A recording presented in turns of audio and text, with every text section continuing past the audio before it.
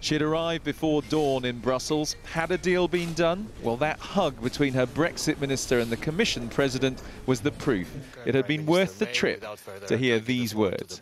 The Commission has just formally decided to recommend to the European Council that sufficient progress has now been made on the strict terms of the divorce. After all the criticism and the disappointment, relief.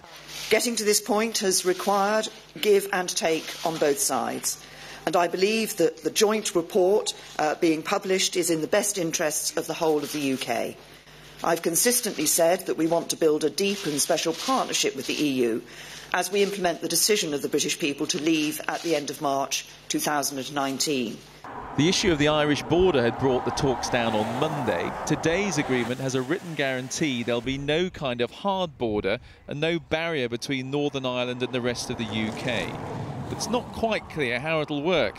All the same, it's been enough to satisfy unionist politicians, even if they don't sound completely convinced. There are still matters there that we would have liked to see clarified.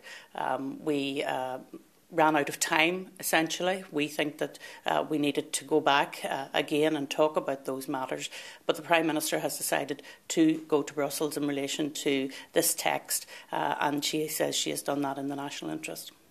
As well as finding an acceptable compromise on the Irish border, the two sides have agreed a method to work out the divorce bill. The UK government has said today it'll be between £35 and £39 billion.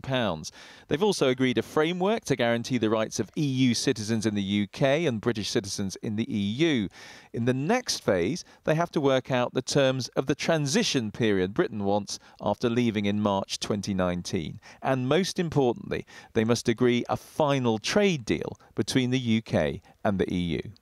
But hasn't Britain just made a lot of concessions, especially the money? There's no deal till the whole deal is done. People have been talking about 100 billion euros. It's less than half of that. And also, of course, remember, it changes the dynamics of these negotiations, because we've wanted to get on to talk about trade and security and the future partnership deal. The EU has an even greater stake in making a success of that negotiations. Otherwise, they won't get a penny from London. Importantly, the most prominent Conservative Leave campaigners are on board, swallowing any concerns they may have. Theresa May is sticking too close to the EU. It's perfectly clear that the Prime Minister has made it a priority to ensure that we're outside the customs union and outside the single market, so that we can set our own rules and sign our own trade deals. Assuming EU governments now sign this off, next week everyone can move to the next phase of talks. But just in case you were getting carried away, we all know that breaking up is hard, but breaking up and building a new relation is much harder. She can take satisfaction from today. She may also be reflecting the hard part starts now.